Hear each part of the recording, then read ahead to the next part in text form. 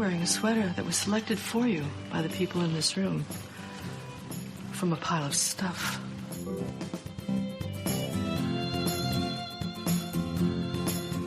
Give me a full ballerina skirt and a hint of saloon, and I'm on board. I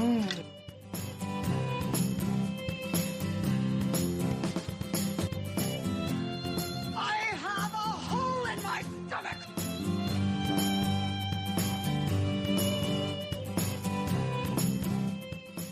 I can't go back. Welcome to the She Became Visible podcast. I'm your host, Renee Steelman. This podcast is my story. It's your story. It's our story. It's all the stories of all the women who one day knew that it was time to remember who they were, who they are, and stand up and be seen.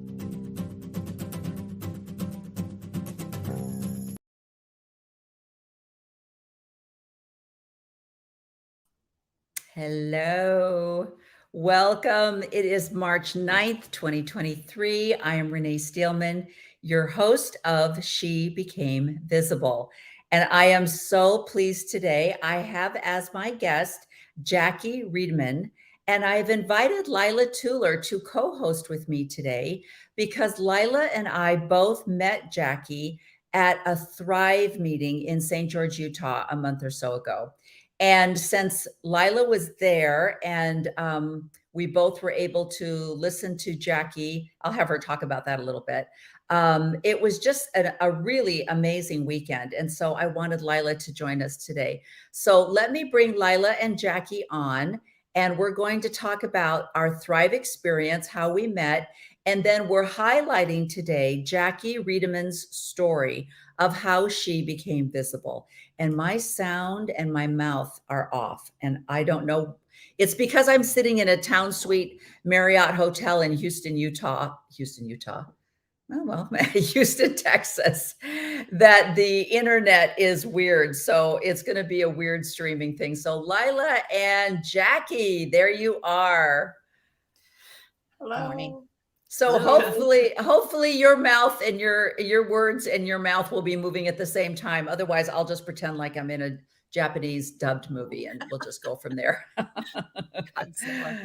Yeah, there you go. Oh, so it's working for me. It's right. Is it on. working? Yeah. Okay, so it might just be the recording. So whatever. So Jacki, Lila, and I, and we all attended the St. George Thrive event that was held. Gosh, I swear I'm traveling way too much. I can't keep track of where I'm at or who I'm with anymore. But was it just a couple of weeks ago, or how long ago was it? Almost a month, 3 weeks ago. Yeah, I want to say almost a month. Yeah, February, the last weekend in February, right? Yeah, that's what it was. 25th? Yeah.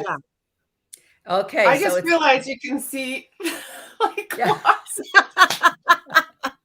I forgot to shut the door. Okay, I'm shutting. Yeah, that's okay because it's a craft closet and it just shows how fabulously crafty you are. Oh, whatever. Yeah, it's a mess. Anyway, okay. So the weekend at Thrive, we had some fabulous speakers. And at the very end, one of the last speakers was John DeLynn, and he opened it up for question and answer. And Jacki very patiently waited in line. And then Jacki, tell a little bit about what you asked John. Well, I don't think I actually asked him a question. He had said that they needed more diversity and voices in their podcasting world, that there was a need for more women, more people of color. Yeah, more women. Yay. More people of color, more people of the LGBTQ community, more people that spoke Spanish. I think he said even maybe more older people. I'm not even really sure. So I waited in line and I said that I fit most of that demographic, that I belong to the LGBT community, that I'm a woman, obviously. That's how I identify, and that I speak Spanish. And it's not my primary language, but I do speak Spanish, and that I am of that older demographic. And also that I would offer him my story as well to be told, and I would be more than willing to, start this podcasting journey. And that was kind of how I introduced myself to John and to the community, the people that were there. And yeah, and then I've been married to my wife, and I told a little bit of my personal story. Right, So, right. yeah. And what I loved the most was all of those three things. Number one, you know, when I go to these Thrive events, the Thrive events that I've been to, there is a demographic that I would say is probably, what would you guys say, 30 to 50, I think might be the majority. There are people in my demographic, which I'm 10 years older than you are, Jackie.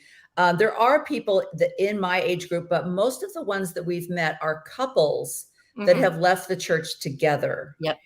And so to find mixed faith marriages in my age category, there are a few, but I don't see a lot. And I don't hear a lot of female voices in my demographic. I hear a lot of men who have true believing wives, but they themselves have left the church, and they're my age. So I loved what you said as far as every qualification that you said, the Spanish speaking, huge demographic in that area. And then older people who have, we talk about history when we talk about the older temple ceremony to some of the 30 and 40-year-olds, that might as well be 1830 for them. Yeah. Yeah. They have no reference to that whatsoever. They don't. I have no idea. No, no loud laughing and the blood atonement, and they just don't understand. Yeah. All the penalties. They can't. They almost look at you like the 5 points of fellowship. They're like, what are you talking about? Too. Right. Yeah. Yep.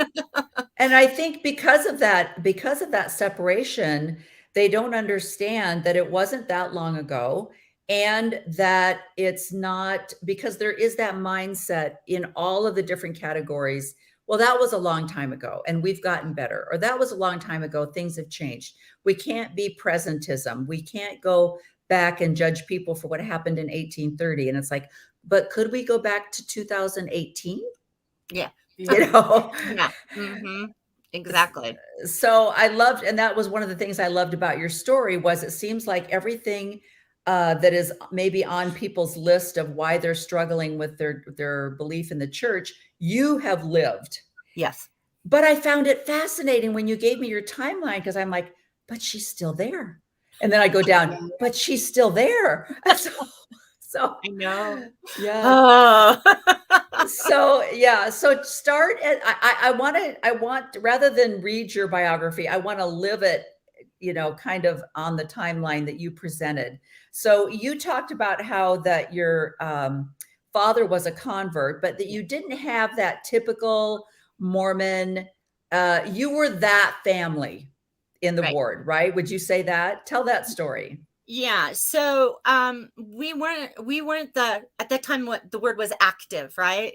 We were the less active family in the ward. And my parents were not married in the temple. They were not, because my father had converted when I was 3 or 4. I'm the oldest of 3. And so we didn't go to church every Sunday. In fact, we were gone many Sundays. My dad was my dad worked. My mother was a stay-at-home mother during the 70s, which was very nice. And so we didn't go to church every Sunday. And therefore we weren't the active, very busy in the family. My mother wasn't in the Relief Society. She wasn't in the primary. She didn't have the callings. So we were the family that was, but we weren't, we were that less active. Or maybe in the 70s, we were still called Jack Mormons, that kind of a family, if you remember that term, right? So, and I lived in the west side of Salt Lake City. So as you can imagine, at that time, it was very, very LDS. And so, you were judged on how active your family was, even within the elementary school that I went to. So the PTA was ran by the Mormon moms. If you were in the Relief Society and primary presidency and the Sunday school presidency and all that stuff, you were in the PTA. And since my mom wasn't in all of that, she wasn't in the PTA. And it became very evident in elementary school that if your mother wasn't part of that, you didn't get the jobs like, oh, I don't know, crossing guard, or, remember the kids that were in the hall monitors and all of that. So it was very much, I learned those lessons pretty young, that the church ruled things outside of just the chapel, right? Oh. And yeah, so the ward was very much the ward that ruled how things ran in other places, as well as just the ward. And isn't that interesting? I think that's fascinating that even outside of Utah, in our high school, which there was a pretty good size LDS community in our high school, but the head coach, I remember the head coach of my kids' football team was very active in a Baptist church, and it drove him crazy that so many of these really great athletes that were in pretty prominent positions in different, athletic events were LDS. Drove him crazy. And, he tried to get people to come over and watch the God Makers movie and stuff like that. And he's a great man. He's a very kind man, but I know it was a source of contention that, like you said, on a lot of authoritative positions, the PTA and things like that, there's still a strong LDS, because I just think that's how we were wired, right? I mean, it's like training from 3 on. Yeah. But it's amazing how quickly kids pick up on that. It's like, oh, your mom's in the PTA. So, or your mom's active, in the track. So I might not be picked to run that field event because her son's going to run that field event because she's active in the track.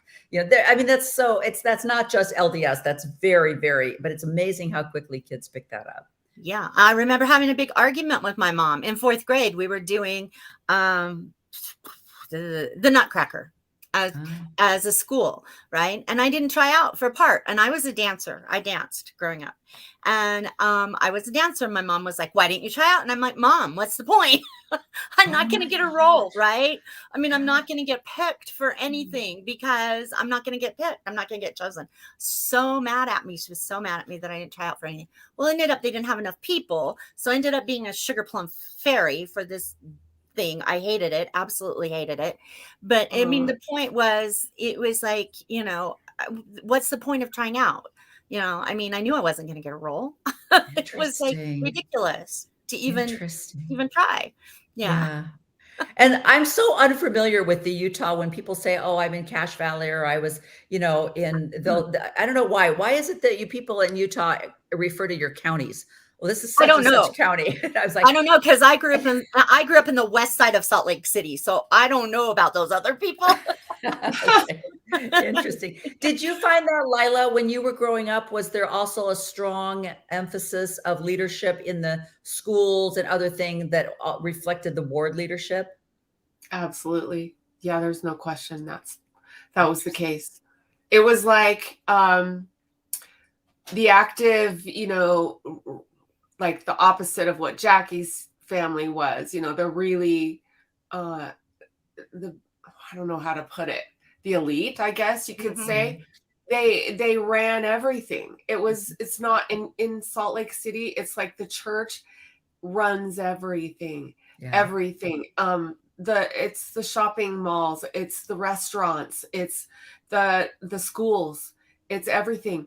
And yes, if you're not in that, that group, or considered to be a part of that group, then you are over in the, on the wrong side of the tracks, basically. And I get it. I get what you're saying. You knew you weren't going to get a part, which is it's tragic, because it's really, it's like a bubble there. It's not like that everywhere. There is, and I guess there are some areas where there's a Catholic influence or a Jewish influence that sort of does the same thing in their, respective area. But yeah, Utah, and especially the Salt Lake area, I think it's probably all of Utah. Right. It's very much run by the church. Yeah. Yeah. I think because we have a lay ministry, there isn't that power that you get. You might have a strong in the subgroups, like you say, PTA or whatever, with people that are just society dynastic. But because we have this lay ministry, this position of Relief Society president, some outside it would be, well, a junior league, so it's already a society outside of a religion, but there's still a power dynamic, but it's still a secular society position. And I'm sure that's just humanity, but it's more so in the church. Yeah. It was, and it wasn't any better in 1990 when my wife was looking for a job. She'd graduated from BYU in teaching and education, and she was looking for a job teaching in Utah, in Salt Lake area, because that's where I was teaching. But anyway, and she would go in for interviews, and the people she was interviewing with would say, well, I know the daughter of my bishop or the daughter of my stake president. And I mean, and she knew right then she wasn't getting the job. She was just being interviewed because they had to interview X amount of people. Right. Yeah. Interesting. That was 1990. Yeah. So who knows who was still very popular, only it's a different who in when you live in Utah. Oh, I'm so glad I never had to live in the bubble. Well, talk a little bit about, I like when you said that your teenage years were a little bit tumultuous, especially when they had the release time seminary. I thought, oh, I want to hear that story, because I grew up with only, I grew up in the Midwest, and so it was never part of the school system. Right. So I don't even know what that was like, having an elective. Oh, my God. Tell me what that story's about. So as time went on, I got a little bit rebellious. I must admit, I graduated from primary. I did that. I would go, I could walk to church. So if my mom wasn't going or whatever, sometimes I'd take my sisters, I'd walk to church. I managed to graduate from primary, memorize all this stuff, do all this, pass all the things and glue them onto my little banner and all that kind of stuff, and embroider it, and, graduate from primary. So moved on into young women's, but then they split our ward, and they split it in a fact that they put us with the new people, which was, I was the eldest person in the ward, and everybody that I had grown up with and gone to church with and I was in school with was in the older ward. And they said, nope, you can't attend that ward. Yeah. You cannot put your records in that ward. You cannot go to that ward. And there was no one my age in my ward. And that's when I said, ugh, this is horrible, right? And I just kind of got really rebellious. And once I got kicked out of a dance because I wore my sleeves, didn't have, the right length sleeves. And it was a big thing. And I started to say things in young women's, like they'd say, well, you need to date people who are, you need to prepare to get married in the temple. And I'd say, well, what if I don't marry someone who's Mormon? Like, my dad wasn't Mormon. They didn't like me very much. So, and the other stirring the pot. Yeah, I did that a lot. And the other thing was, I was super involved with Girl Scouts of Utah. And at this point, once you get past 6th grade in Utah, and I don't know how it is outside of Utah, but girls drop out of Girl Scouting because they get young women's, and you don't need Girl Scouting, right? But I kept Girl Scouting. That was my thing. And I loved it. I absolutely loved it. And I'm still in touch with all my Girl Scouting friends, my best friend in the world. She's, we're still best friends, and we're having a reunion this summer. A bunch of us have been friends for 40 years now. And so we're very, very tight group. And I kept those friends, but the bishop at the time, he would later go on to be my stake president when I was on my mission. He had 6 daughters and a son. And he said, Girl Scouting builds leaders, and women aren't supposed to be leaders. He would never be in Girl Scouting. Yeah. Wow. And every summer I would go to camp, this beautiful camp above Park City, Utah. And he would try to bribe me. You stay home this summer and I'll give you your young women's medallion, or I'll give you this award. And I'm like, yeah, not worth it. Oh my God. Wait, this is your bishop? Yeah, the bishop. So it was, and I was like, yeah, no, this is not right. Right. And my parents raised us to be fairly independent. My dad had no sons. So, we were raised to be independent thinkers. And so I was totally found my niche in Girl Scouting. Plus, I was super busy. I was a straight A student. I played in the orchestra. I played in the honors symphony for the district. I danced. I taught dance. I did a gazillion things. And they were always calling and saying, you need to come and can peaches with the young women. And my mom was like, no, she doesn't. Yeah. I taught her how to can peaches already. So, no, that doesn't matter. So it was really high pressure situation. Yeah. But I love, and I see this a lot in successful people where you're aware of what's going on, but you find your niche and you found yourself. You're like, I got it. I see how the system works. Whatever. I'm going to find, and so you've got orchestra, you've got dance, you've got all these other things that you found your tribe kind of in. So did you feel like you had a good social group then? Okay. I had a massive, excellent social group. So we get to 9th grade and now we're going to go to seminary. And I'm like, this is BS. I'm not going to swear. You guys are going to get a period off. And I'm going to take an academic class and you're going to get this release time to walk off the property to go take a religious class. And I'm going to sit my butt in a class of math or English or foreign language, because I started taking Spanish in 7th grade. And you guys are going to go learn about whatever you're going to learn about. I'm not doing that. I'm not going to play this game.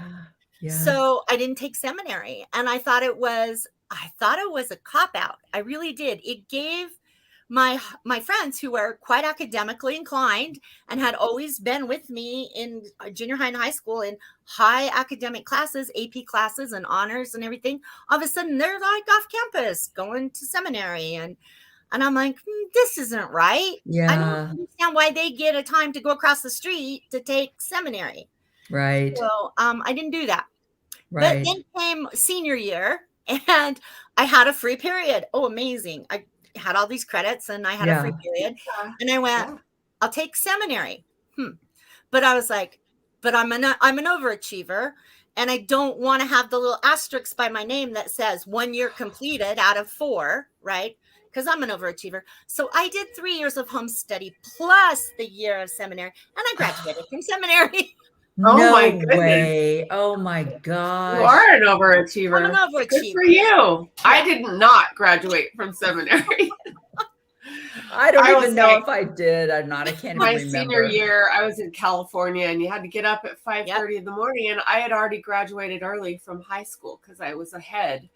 And no way was I going to get up at 5:30 in the morning to get my butt to seminary at 6 and then go home. So I'm like, forget it. My parents were like, no big deal. Yeah. Luckily. But yeah. That's amazing that you pulled that off. Really. Yeah. They didn't really want me to, but I'm stubborn. So I said. Well, and you mentioned that it was your fault that your parents really stayed active in the church and even ended up going to the temple. So, like, what was so that how about? How did that happen? The year after I graduated college, high school, 1982, I was working at Girl Scout camp.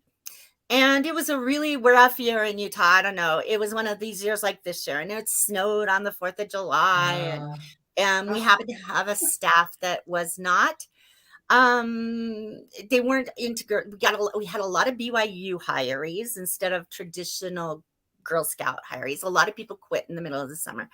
And those of us that stayed became very, very tight. And my mother heard rumor through the grapevine that it was just this nest of lesbian people up there working at Cloud Rim. That's the name of the camp. Sorry. And she was super paranoid because she'd already kind of suspected that I might be gay. And she just freaked out.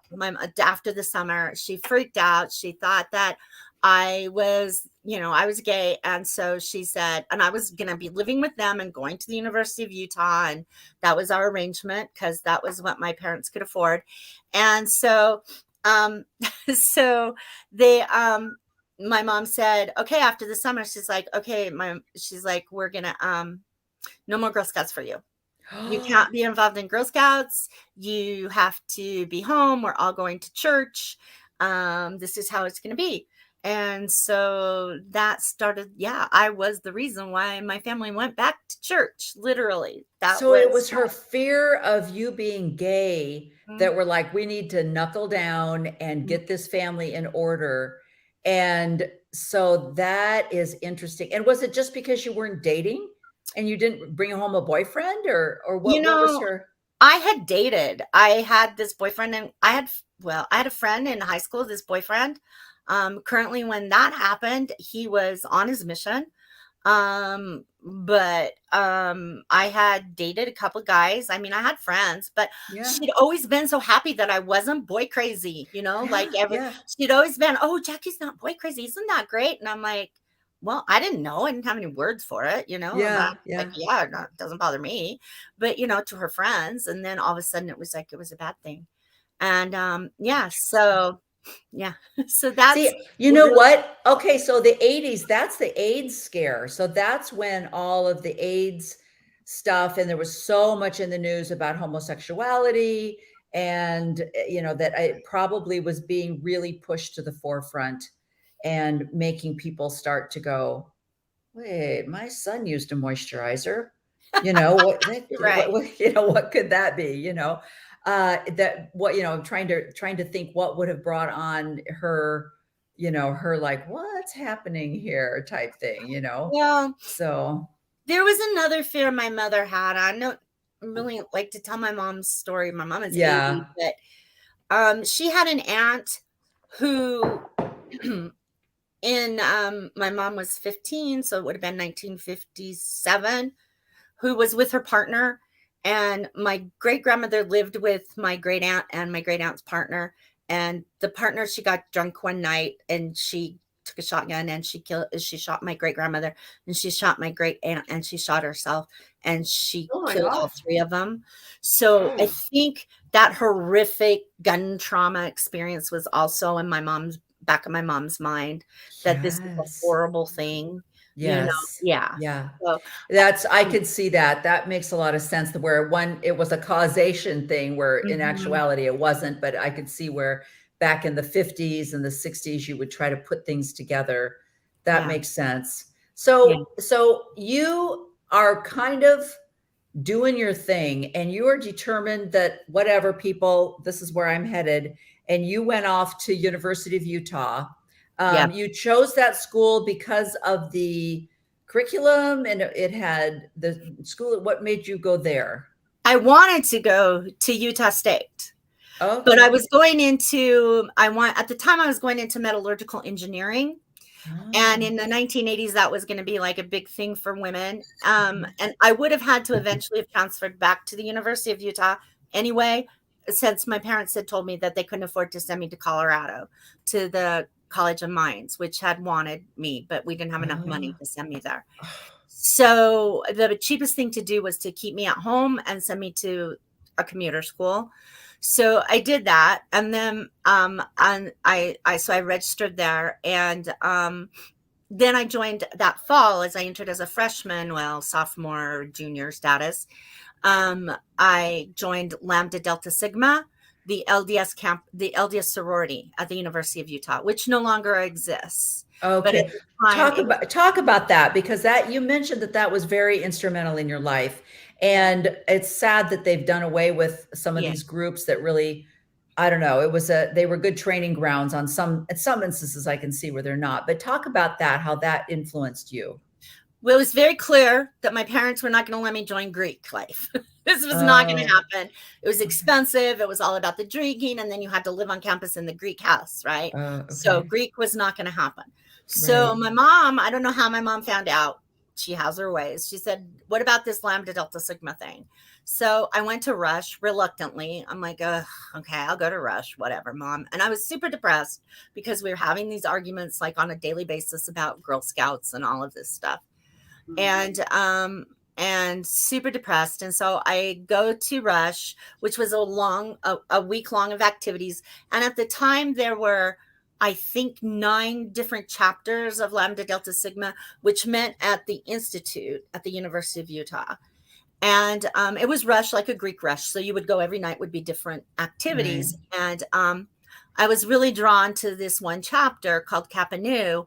And I went in, and then all of a sudden, this one person caught my eye, and I realized that she was a member of Kappa Nu. She had been my counselor at camp one year when I was younger. So I formed this connection with her. Now, the group that I ended up joining was strong, strong women. And I'm still in contact with a lot of these women. Several of them didn't get married over the years and had children on their own, but they don't identify as anything other than LDS. Wow. It's just amazingly interesting to me. I did meet up. I did one of my Kappa Nu sisters. I did run into later on in life down here in Southern California, and she is gay, and she did have a son. And so, I mean, it's just really interesting, but it had a different vibe than all the other chapters, and I was very comfortable there. So you could really tell from this chapter that these were strong women. Yeah. They had a kind of a what's the word? I can't think of it. Like a career. They had a career mind. Yes. It wasn't just, if I could just meet my husband and get my home ec thing, I'd be great here. So you could sense that these were driven women in many different areas of life, not just home economics or whatever. Correct. Yeah, and then turned out to be true. Yeah, it did turn out to be true. Where the other chapters weren't like that. They had a whole different vibe, different sense, and I knew I wasn't going to fit in with those people. Wow, yeah. Interesting. So, I love the fact that so often, and I feel like I see that now, where there are, we're not of the world, so, but we're going to copy the world, but we're going to make it our own, which is going to make it better. So we're not going to do Greek, sororities, fraternities. We're going to make our own, but they're exactly the same, except ours are better. You know what I mean? It's like you see the advantage to these groups, but they have to put their spin on it, which, hey, kind of like the LDS. Sorry, keep going. No, go ahead, Lila. Yeah. I didn't interrupt. I was just thinking, the 12-step program that's been around forever. Yeah. AA. Well, then, of course, the church has to create their own version of the 12-step program. Right. And interact and bring in, gospel principles into it and make it better than the one that's been working for, 100 years. So have a family member going through that right now. Yeah. The 12 church. Yeah, the church version of it. Yeah. Mm-hmm. Yeah. And I see what you're saying too, Renee, because the young women's camp program is a rip off of the Girl Scouting program. Exactly. Of course. Yeah. Yeah. It's truly. Yeah. Including the bandolo and the merit badges. It's the same thing. Totally. Yeah. Only we love that idea. We're going to take it and make it our own, and it's better. And we're going to convince people that it's better, because how dare you get involved unless you're a Boy Scout, then please not only get involved in it, but give all your money to it. That was don't even don't even don't even start with that, right? Yeah, that's a whole different thing. Well, and then in the young women's program, don't forget you have to infuse your testimony in order to pass the level. So you got to write in your journal and bear your testimony, and then you get crochet. Yeah. So you graduated, and you graduated with I'm so impressed with you. You graduated in 1988 with a teaching credential in history and Spanish and a BA in history. Yeah. And so you thought, okay, where are your little sisters in all of this? Oh, they're at home. So, I served my mission before I graduated. So I changed my major. So I was attending the University of Utah. I started in 1982. Okay. And I attended, and for 82 to about 83, 84, I was in engineering. And I went, whoa, no, don't like engineers, don't like engineering. I had scholarships. I said, I was accepted into the College of Engineering right out of high school. I said, ew, don't like this. Got rid of all the math and science, said bye-bye, and went to humanities. Okay. So totally changed my major, was way happy, got accepted into the College of Education, and then said, okay, I need to take a year and a half off because I'm leaving to go on a mission. Okay. So from 85 to 87, I served my mission. Okay. So I love that then. Okay. So that's the timeline. So, and were you just thrilled when you got your mission call? You went to Argentina. That's amazing. And you've been taking Spanish. So is that Spanish speaking? I never can remember Yes, it is. Yeah. Okay. Okay. Yeah. So, I was so afraid I was going to get sent to Japan or someplace or English speaking after all this Spanish in my life, right? Yeah. Portuguese. It's like, I know, but no. Yeah. Well, yeah, I know. I love the people that have taken 4 years of German and they get sent to Japan. It's kind of like, did you actually read I know it doesn't make sense. But you met your wife, your current wife, in the mission home. So tell us about that. Oh my. So you've taken some time. You're involved in the sorority. You're loving and you're just kind of concentrating on your studies. You've got a great friend group. You're not looking for love. No. You are, but you have identified. Yes, I at this point. My parents had gone through the temple in 1983. Then after we'd started this journey where my mom said we must go back to church. Jackie. Save. Yeah. In 1983, we had gone through the temple. They'd gone and been sealed, and I had to go wait in the nursery with my sisters while they were sealed. And then we were brought to them, which wasn't a bad experience, I have to admit, as a 19-year-old. It was good. At that point, the bishop had said, do you want to take out your endowments? And I said, no, I'm good. Thank you. So that was fine. And then I pretty much, I had identified that's who I am, but I was in the space that you didn't have to be that way. This is 1983 after all, right? 83, 84, 85. You could just get married. You could repent. You could serve. You could do all that. Just telling you, right? And then you would be fine and everything would be hunky-dory and good. So, I thought if I just served hard enough, I would be better. Okay. So did you? I have a question about that. Did you, although you identified as, would you say lesbian? That was the word. Probably, that we used. Did you feel that was wrong? Like, what were your internal feelings about that? Yes, at the definitely time? Wrong. Definitely bad, wrong. Did you feel like it was something that you could get over and like repent for, and it would go away at some point? Yeah, that was that's the overriding theme, right? We're talking 1980s. That's what you were taught. That's what we were taught. Yeah. So I just wondered how you internalized that and what that did to you as a person, feeling like somehow you're intrinsically bad. You're bad, right? So I think that's part of what has driven me in my life, to be perfect, part of that is that my mother and my father have always told me you're the eldest and you have to be the example. Part of that is just my personality, that I'm like, gotta do it, right? But part of that was I had to do the best. I had to be the best. I had to work to get rid of this thing that was not societal, wasn't right? I mean, in society, it was wrong too. We're talking the early 80s. Nobody talked about it. If you looked it up in a book, which we had to read, we didn't have the internet back then. It didn't have anything good to say, right? So, so all of those things led me to think that there's got to be a way that I can serve that will help me to get rid of any feelings that I might have. Or I might have had, which I did have that I had in the past, that I might have in the future, and will help me to be normal, better. I don't know, whatever. So I was that's one of the things I was going to ask you. So you were attracted. There were people that you were like, I love that person. I would love to date that person.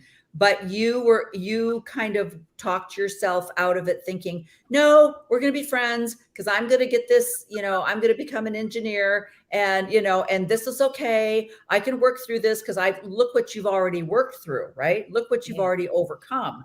So this is something else you can overcome. And you had guy friends, like you said. So you're like, I could maybe fight my way through this. This way. Yeah. Actually, that friend that I told you about in sorority that had been my Girl Scout leader, we would have these coded conversations. These coded conversations together. She has since passed away. She's about 4 years older than I. And last year she passed away from Alzheimer's. It ran in her family. So, I mean, but she did move back east and got married to a man. But we would have, she and I had coded conversations all the time about this. Was she also LDS? Yes. Because she was in, sorority too. Yeah. So it's insanity. I mean, the thing is it partly because in your youth, you don't understand mortality. You think you have all this time.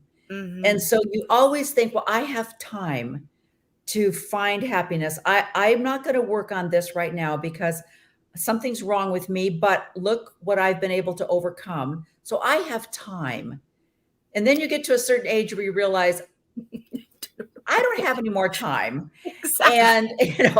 And the time has come where I want to find a partner. I want to find a life companion. Obviously, this isn't going to change.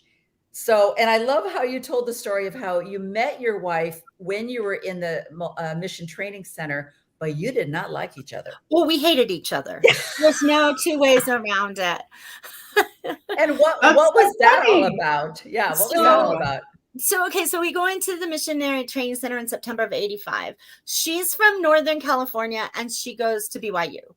That explains it right there. I mean, right there, right? Needed. I mean, and I'm from Utah and I go to the U. So you've got Utah Mormon and U of U student and Northern California Mormon and BYU person. And we are companions. Now this, and then I was like mega rule follower because remember, I'm here because I want to be, but I'm also here serving a kind of penance, right? I'm going to do everything at the book. Yeah. I'm going to follow all the rules. I'm going to get up at whatever god awful hour in the morning and go do exercise, which I'm not a morning person. And I'm going to follow every single rule in the book and I'm going to do everything I can.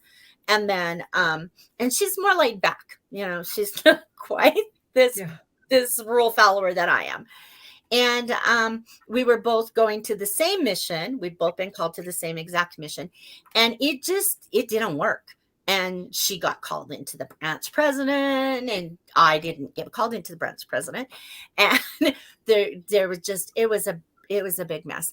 And we were in the advanced Spanish group. I don't know if you knew that existed because they try to get some people, if you speak Spanish going in, they try to get you your visa early so that you can get into the field faster. Oh, that makes sense. Yeah. But Argentina, we got to love the LDS Church. Argentina had just come out of their Cold War and they were barely into their first democracy that they would live through without having to have a coup. And starting in 1985, I think it was when Raul Alfonsín was elected. And they didn't tell us any of that. And so we couldn't get our visas early. So we were stuck in MTC anyway. And they didn't tell our families that. They didn't tell us that. Right. How long were you stuck there? Just the 8 weeks, the 2 months. It took just the normal amount of time to get the visas. But they were hoping to get us out of there quicker and get us down actually down there quicker. But they didn't. So once you left the training center and you arrived in Argentina, did you guys stay companions or did they you split everybody up? They split us up. And she went one way and I stayed in the city where the mission home was, which is where I would stay for the majority. I would be in that city, in that area for almost half my mission. Wow. And I know it was not cool, but she would go around to different areas. And then about, I don't know. It was July of '86, July of '86. I was in a different city, one that was south, closer to the Andes Mountains and closer to Chile. And I had another companion from Louisiana that had really struggled with me, who was also gay. And then she had gone to my wife, and she was very, very struggling. And my wife called me, which you don't do on the phone. And she Oh. said, "What's up with so-and-so?" And I said, "She's going to have to tell you herself," because she had told me the whole story about how she was in love with their previous companion and they'd gone to the mission president, blah, blah, blah, blah, blah, blah. I said, "I can't tell you that story. She's going to have to tell you, talk to her." So we started talking while she's trying to get her to like come out of this funk. And then, so we started talking, and then we were in the same area, but not ever companions, like the next little while. Then I had my appendix out. Then we ended up in the same area. And, we wanted to end as companions. Good thing we didn't. They didn't end us as companions, and then we came home in March of 87. Okay. So everybody, so you go home, bye, see you later. Been nice knowing you. And then you go back to the university, you graduate in 88. How did you guys get back together? Because I go back in March, middle of March of 87, and school starts the end of March for spring quarter. She comes back from California, Northern California, to start attending BYU for spring semester. And when you come back from a mission, you don't know anybody, right? I mean, you've been so out of the world, especially when you're in a foreign country, that you kind of gravitate toward people that have been on the mission. So there were quite a few of us that would hang out together. And then she and I just started hanging out together more and more and more and more and more. And here we are 35 years later.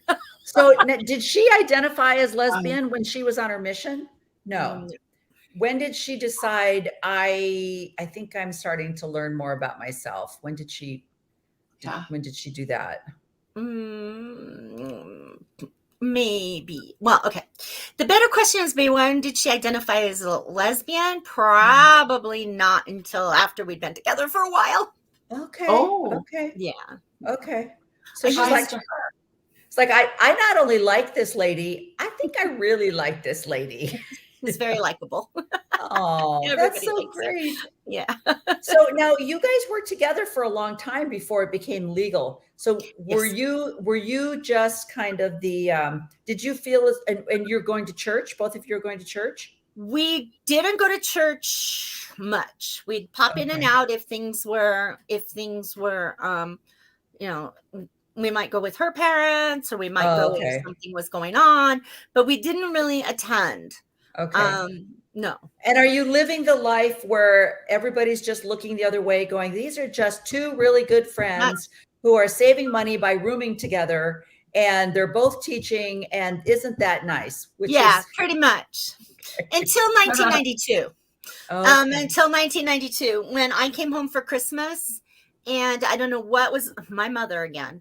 I don't know what was on my mother's plate, but we were out Christmas shopping, and we were stopped to get something to eat at Wendy's salad bar, and Madonna song was playing on the radio, on the music. And I said, "I really like this song."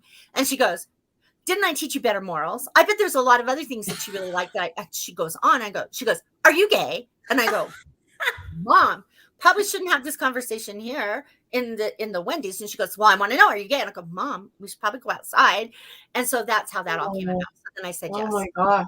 So she was right. It was Madonna. It was all Madonna's fault. It was on Madonna's there fault. You go. It explains everything. But okay, I love this. So so you finally are like, yes, I am gay. We're in love. And she's like, I knew it. Yeah. And then, but it didn't break your family apart though, right? Mom and dad are still like, no, they're still great. They went from like, you can never have Terry.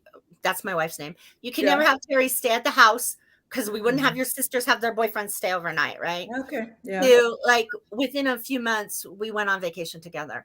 We were good. That's so great. That's unusual, but that's really great. Yeah. So you ended up moving to Southern California as a couple. Is that in 1990. Mm-hmm. Okay, and then you joined a group. You joined Affirmation Gay and Lesbian Mormons. Yep. Talk about that. Oh my. So this is the 1990s, and Affirmation had been formed in the late 70s. And a really good friend of ours, his name was Paul Mortensen. He had recently passed away. He had actually been one of the early founders and had founded the Los Angeles chapter of Affirmation.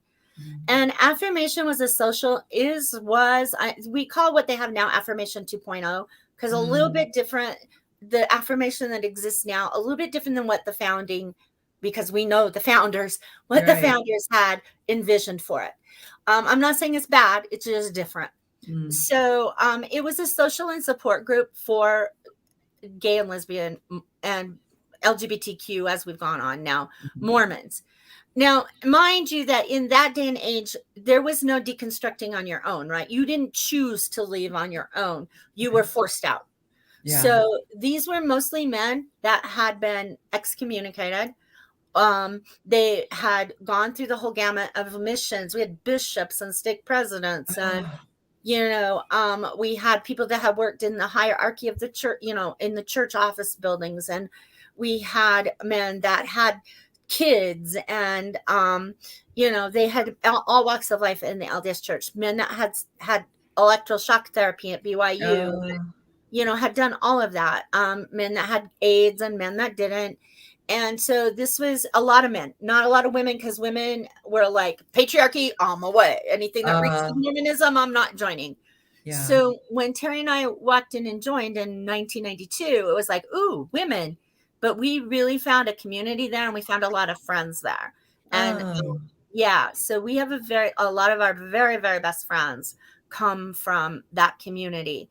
And it was a very good place to transition, to figure out how to be spiritual in a lot of ways without being in the church, which is what I think Thrive is trying to help people understand post-Mormonism, how to be spiritual without being in the church, right? Right. These people weren't wanted in the church, and they've been excommunicated and kicked out of the church, and their families, a lot of them didn't want them anymore.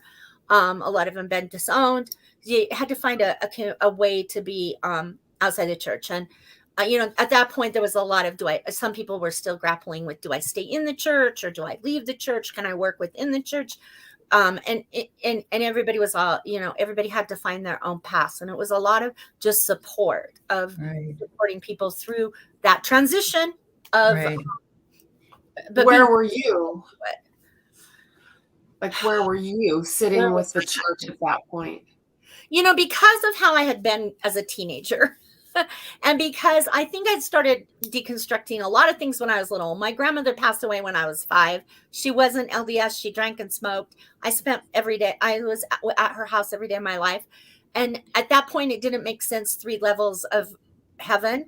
So I had already deconstructed heaven when I was 5. So wow. I think I had already deconstructed a lot of things. So for me, that easing out of, I had been in and out in my life journey, in, out, as I had gone along. So I was pretty much, I was good at going in and out, in and out, in and out. Mm-hmm. So, and talk about that then, because I think that is the most amazing thing to me, being somebody who probably is good in some ways, but not good in other ways, where I make decisions quickly, right? So I make decisions quickly. And so for me, it was like, when I found out A, B, and C, I'm like, I'm out of here.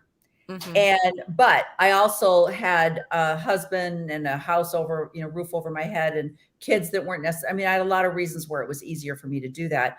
But you, in spite of even joining in 1992, you went on to also join another group called Maybe Baby, which helped gay and lesbian couples have children. Mm-hmm. So talk about that. So you're kind of, you're still Mormon.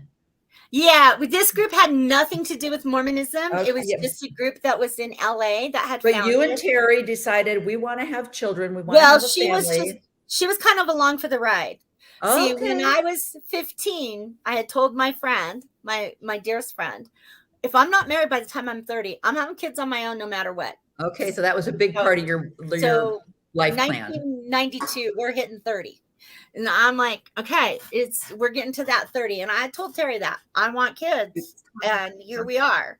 So how are we going to make this happen? So they had formed this group called Maybe Baby. And it was because at this time California was really moving in a direction of allowing same-sex couples to be able to adopt and do surrogacy and all these other things.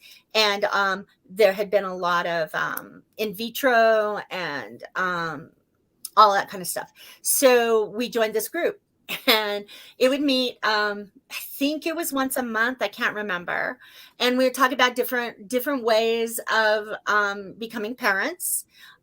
They would have guest speakers come in. They would have the judge that did the first, second parent adoption in the country come in and tell us, talk to us about that. So it was all kinds of really, really good information. But it was really interesting sitting in that group because you would introduce yourself, and we'd say, we're Jacki and Terry, and we're from, we're from where we're from, and sometimes it would come up that we were LDS, that we were Mormon, and that people were just like, that would freak people out.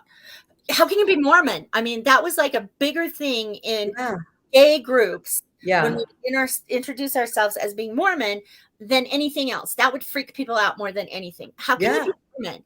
And it's more at this point, we're identifying more like as a cultural thing. I think in some ways more than like as a religious thing. Although I can say that some of the religion things, I still aren't bad. Right. That some things that we were taught were okay, good, maybe even. But, definitely culturally, I think you can't take Mormons out of their cultural. No, it's too woven in every fiber for sure. So, but you weren't necessarily treated badly. People were just like, how can you belong to that weird cult? That weird group. So, but through that, what a wonderful resource. Through that association, then you were able to have, and you gave birth to both your children. Yeah. So in 1996, I gave birth to our daughter. She'll be 27 in May. Wow. And she has her own story. And then in 1999, I gave birth to our son. And then our daughter, I always have to do the math. So she was 5 in 2001, and she started kindergarten. And that year, Terry did the second parent adoption, and she adopted both of them so that she would have all the legal rights to them as their second parent, which it cost a lot of money. Because at the time that if we were a straight couple and she was doing a second parent adoption, like the father had abandoned them and she were the man I had married, it would have been like $800. But because of how it was, we had to hire a lawyer, we had to have a social worker, we had to have home visits, we had to do all this, and it was $5,000. So it was a lot of money. But you were married. Right? No, not at that point, not in 2000. Oh, not okay. Okay. That makes sense. I see. Okay, so you're just two people trying to adopt these children. Okay. So then they have their birth certificates now that then had us both listed. Their original birth certificate had my name as mother, and under father it had I can't remember how I put it. Refused to state. It wasn't like unknown or it was something that was different, that was like not like unknown because we kind of knew the donor, but it wasn't donor either. So I don't remember what we put. So they have an original and now they have and then they have their other ones now that have Terry as their, I think it just says crossed off and it has parent and then it has her name on it. I see. Okay. Interesting. Who knew? 5,000. 5,000. To be put on a birth certificate. But I had to go to court and everything with the judge, and they got little teddy bears, and it was pretty cool. With our lawyer. So you're there with that's amazing. Yeah. But what I think is even more amazing is that in 1996, you are having this baby blessed in the LDS Church. Mm-hmm. So please talk to us about that mind control issue. I don't even know what we were thinking. But for both of us, it was super. See, we're still in. It's okay? automatic. It's just automatic. It's an automatic thing, right? It's important you give this Wow. baby a blessing and a name in case something happens, right? Yeah. So it's you can't get away, but we put our twist on it. So now you have to understand on the blessing certificate, there's not going to be a father's name because there's no father. They're just me. And when we do the blessing circle, we don't care who's in it. We've got uncles in it that haven't, don't really honor their priesthood, but they have it. We've got gay uncles in it because our gay friends from Affirmation came.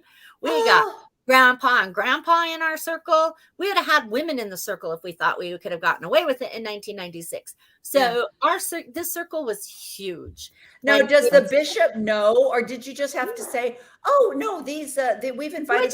We just said anybody that has been invited join the circle. And the bishop wasn't like making the connection. It's like, I invited this guy, I met him at Denny's yesterday, but it's because we're so used to the rote activity, they just assumed. Yeah. Right. So all of our friends that came from California and came for the blessing, and the same with our sons in 1999, same thing. They just, anybody that felt like they could be involved, it was up to them. We would invite them. And if they felt like they wanted to, they went up and stood in the circle with my dad and Terry's dad as they blessed the baby. So. Okay. So both your fathers were the actual priesthood people that gave the blessing. And this was the ward that this wasn't even the ward you were attending. How did you get that? It was Grandma and Grandpa's ward. Okay. And so they were like, how come you don't want to bless in the ward you're attending? They didn't question that. Yeah, because it's a grandparents' ward. You do that all the time. Yeah. Okay. Okay. So the kids' names I grew up in, right? So we did it. So it's my child, my ward I grew up in, and my parents' ward. So we're good to go. Okay. Yeah. That's cool. So were you even attending at the time anywhere? Not really. No. Okay. But now our daughter gets older. Oh, She gets to be about 8. And she says, I think I want to be baptized. Daddy? Oh. No, they know. They know. They're clear on this. No, they know they're donors. There's no dad. Yeah. Okay. There's no dad. They're very clear, both of them, on that. We've never, that's never been a point. They know they're donor babies. They're good. One's got one donor, one's got another donor, but they're both mine. So we're all clear on that. So they're really good on that. They're both very proud of that. And they're really good at that. So, but she does get a little bit older now, and she starts thinking maybe she wants to be baptized. Because occasionally, what is her affiliation with the church that even gives her that? Cousin, grandma and grandpa. Okay, those darn family. Okay. Yeah, you got it. Family. Yeah. And she's like, maybe I do want to do this weird baptism thing that they're talking about that I should do. So we say, well, if you want to do this weird baptism thing that they're talking about, we all have to go back to church. Oh. So guess who starts? For how long? It was a long time. That's all I remember. So you went back to church for her. You showed up at the door. Your family were here. And the kids are in primary, and you guys are sitting in Relief Society. Every Sunday? Every Sunday. Jared said, do we have to go to the long meeting again? And so she's baptized in 4. She's baptized in 2004. And you're like, we're going to do this for the kids. We're going back. He's going to be, and was your son baptized as well then? Because you're in the, no. Okay. No, because he's younger than her. Okay. So he's enough younger. Uh-huh. Okay. So now we're going along. We're cruising. We've been going to church. We've not been going as much, but we still go to church. And our bishop is very good, very good. Our bishop is very open. He knows who we are. He lists us family on the ward directory. It's all very good. I'm sure there were many. And remember, we're teaching because we both taught at the same high school, and we teach in the ward that we attend. So many of the kids. Spanish. So Oh, we both teach Spanish, and we both thought teach you the were in the high ward. school. And the Okay. high school is where the high school is in the ward where we attend. So Got our it. students are in our ward, so we're mixing and mingling. So this is this is no big secret. We're out there. So 2008 rolls around. Lovely year, 2008. Yeah. Jared is he's 8, gonna be 9. Oh, And and now he's thinking about being baptized. Okay, maybe we're gonna be baptized. But 2008, yes, sharp intake to breath. This is Proposition 8. Not a pretty year here in Southern California. Not a pretty year anywhere in California as far as the church goes. This was really a deal breaker for me. I mean, we'd been through the proclamation of the family. We'd been through the Terry and I had been through the September 6th, where they, if you're feminist, intellectual, or homosexual, Yeah, they all you're got in the excommunicated. church, that whole thing. So now we're back to, and we here we are, family, and the proclamation of the family is all over everywhere we go, but now we're Prop 8, and you can't understand how bad it was unless you lived here. yeah. I didn't even know about it. I mean, I'm up in Oregon and I'm in this little bubble. I remember hearing that Tom Hanks hates Mormons. And I was like, Toy Story, Tom Hanks? Why would he hate Mormons? We're such nice people. It wasn't until 3 years ago when I read Greg Prince's book, Mormonism and the Gays, and I found out about Prop 8. That's how just bubble living your life. It doesn't affect me. Therefore, I don't know anything about it. Amazing. And where we live, when we moved here in 1990, everybody's all, why are you coming to Southern California from Utah? And we're like, we're just moving to little Utah. Where we live is very, very LDS, super LDS. And so we're like, it's not a whole lot different than living in Utah. So it was war. I'm not going to sugarcoat it. Kids would come in because Terry and I were also the co-advisors for the Gay Straight Alliance at the high school, and that was ugly. We had kids that were like, you couldn't supposed to discuss that in school, right? But we had, at this point, friends' kids were in our classroom, and in fact, one student that was mine, her parents we knew. She was also a donor baby, and she had 2 moms, and it was ugly. It was just ugly. And people were out on the streets protesting, and the wards would sign up for times to be out on street corners, certain street corners. They would be assigned street corners to go out and be with their little signs out there. Yeah. And people, the church really pushed that. Yep. And they were donating money right and left. And Terry's grandmother was phone banking right and left. And it was horrible. I mean, it was horrible.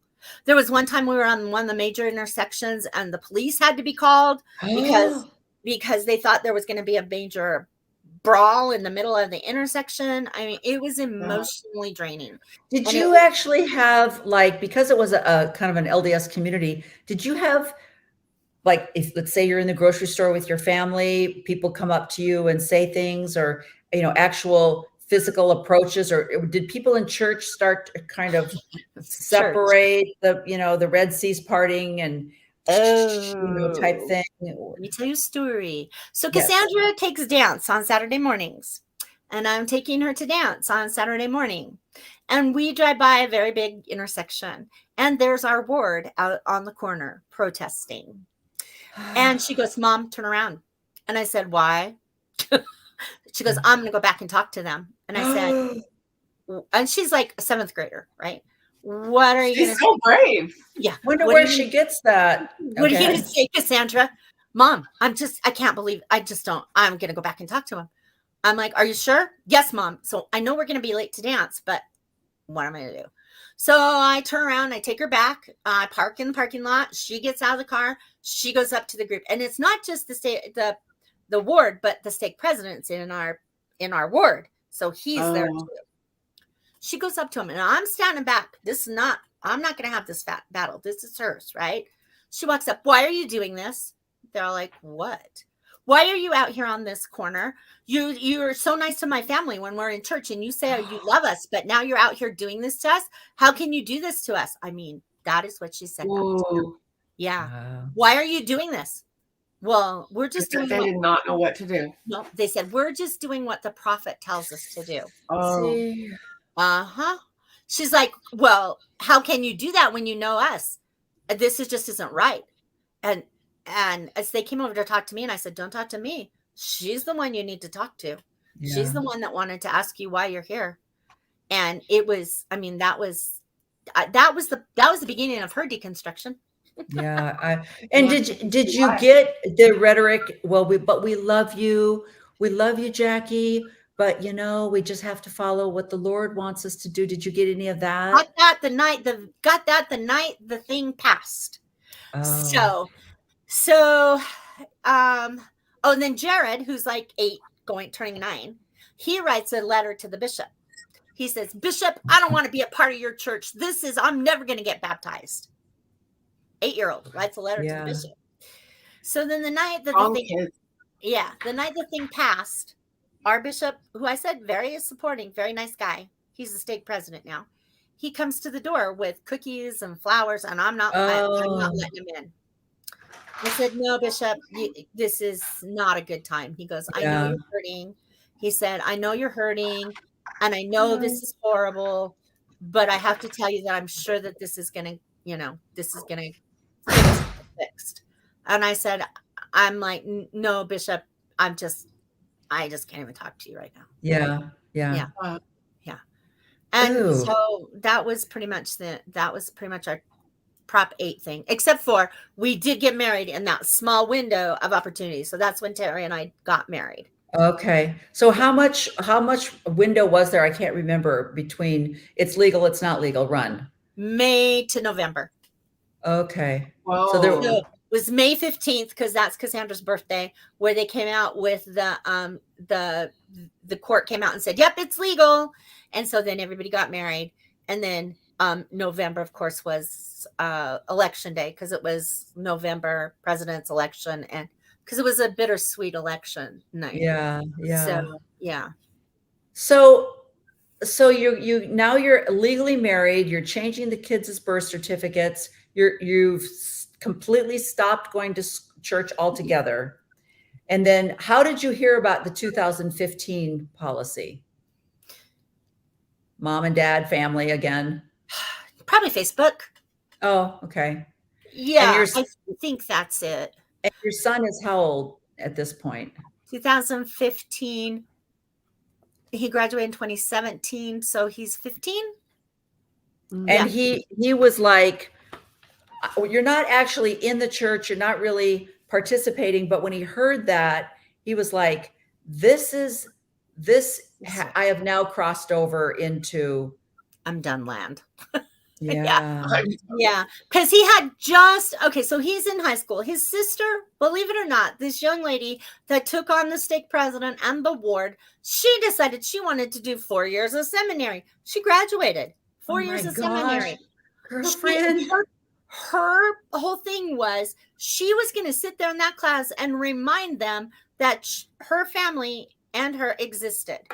She wasn't going to let them get away with thinking that we weren't around. So, yeah. So that was why. So she graduated from high school in 2014 with 4 years. Let me see if I can. Okay. So this is your wedding. Yeah. This is your wedding in 2008. And then this is, I wanted to talk just a brief amount of time. While you guys were teaching at the school, you had a mass shooting. Yeah, in 2019. In 2019. And I was going to mention that real quick. I don't know if we have time to go back, but there's those kids. There's those amazing kids right there. Yeah. There's that daughter. And this was at Super Bowl. Was this at a Super Bowl? This is the Rose Bowl. The Rose Bowl. Yeah, for the University of Utah and that other team that beat us, and we don't want to talk about it. No, there's no sense in that. So yeah, this was were you teaching when there was the mass shooting at the school? Yes, I was there that morning. Both You my wife and I were. were there. Mhm. So just for just a second, mention, and your kids were there? No, they they had both were, graduated. they had both graduated. Okay, so that were you in lockdown? Yeah, we were in lockdown. The building, yes, it was lockdown. This is not a drill. So Okay, it was right before school started that morning. Then they evacuated our building and made us walk to the park. I lose parts of this morning still. right. My Well, wife had one of her students was shot and survived, and that no, student actually ran to my wife's room. So no. because that student needed to be triaged, that's why they evacuated our building while it was still a hot zone. They Oh, didn't know where the shooter was at that point, and wow. I remember as we were walking out, I had my backpack on, walking, and I remember thinking, and I was the last one in line as I was shepherding kids down, and I remember thinking, I hope I don't get shot in the back. Oh my gosh.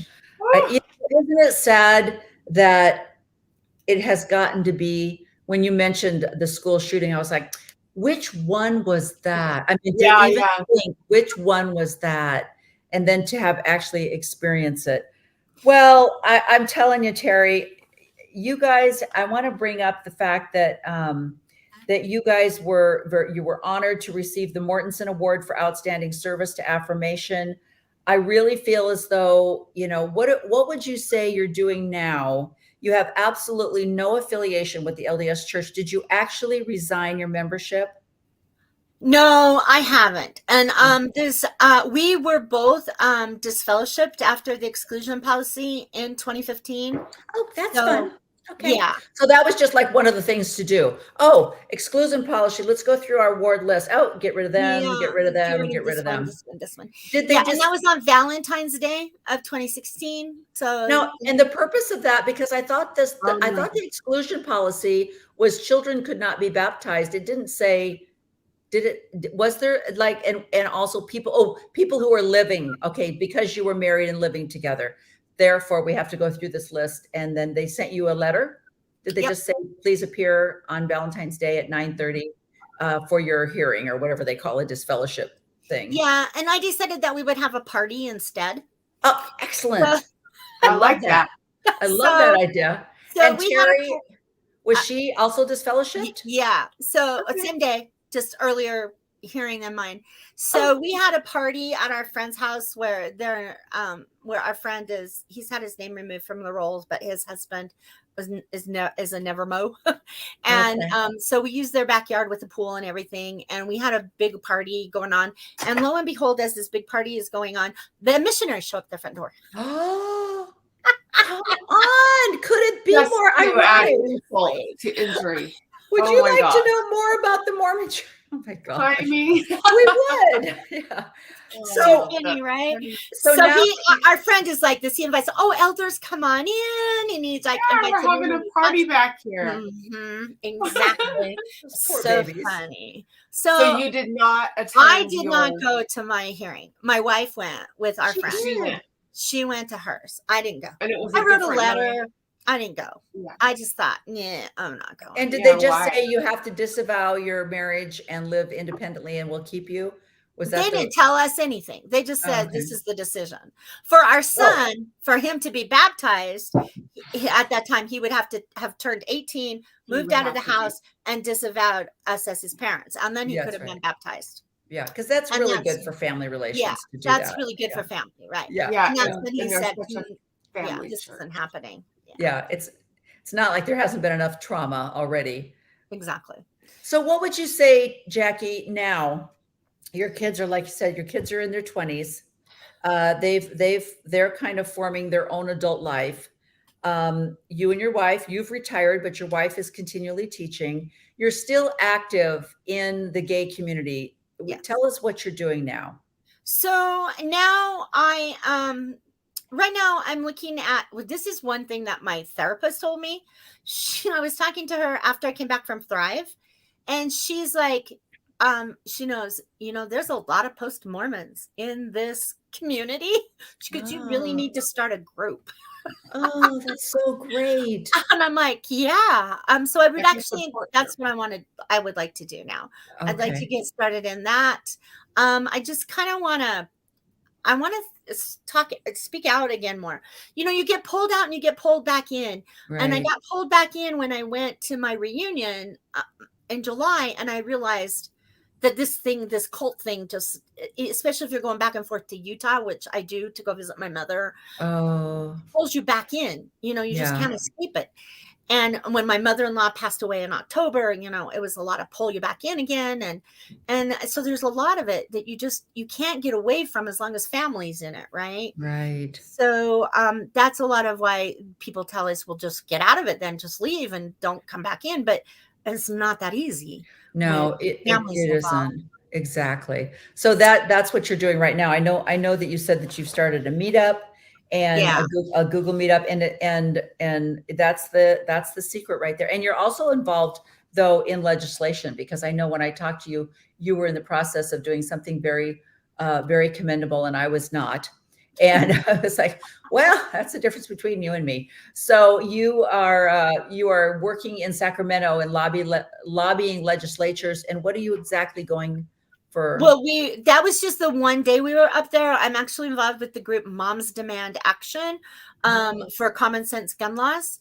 And it Oh, just barely started getting, it's not just moms, it's anybody that wants to join. But I just started getting involved in that because I realized that my story and my voice as a survivor of gun violence hadn't been heard often. exactly. And my story kind of gets lost with my wife's because hers is so much more interesting than mine. Right. So I've decided I needed a place to tell my story. And Yeah. I decided I would start working with Moms Demand Action. That's And excellent. I like it. So yeah. Yeah, that's excellent. Well, as usual, you're involved, you're resilient, and I just love your can do, and the it doesn't defeat you. I mean, you don't have a defeatist attitude, and I think that's what I saw in at Thrive, was this person that was like, "Oh, really? Now let me show you what's going to happen." Yeah. And I think that's the only way things get changed, and that's the only way there's movement made. And I just appreciated you standing up and saying, let me tell you about where I'm at and what you've gone through. You've got two beautiful children that have had to live through some trauma that wasn't necessary. And I just think that's amazing that they are as strong as they are because of the parents that they have. Thank you. So I just appreciate it so much. So Lila, thank you so much for joining us today. Lila was there, and I think that we both agreed that it was one of the better Thrive meetings that we've been to. I just felt like there was a very mature, kind feeling over this particular Thrive. I really loved it. It was great, and so that's why I invited her to be here with you. I've never been to Thrive before. That was my first Thrive. I had been because we used to have conferences for affirmation every year. Oh yeah. And I totally loved those. And but this was I really enjoyed it. I made new friends, met new people like you guys. Yeah. And it was very much, I needed it. Yeah, I needed it. Exactly. And it was another example of the fact that even I'm involved in another deconstruction where it's just Christianity in general, but we do need people. As much as we think we can do stuff on our own, we can't. We do need a tribe of some kind.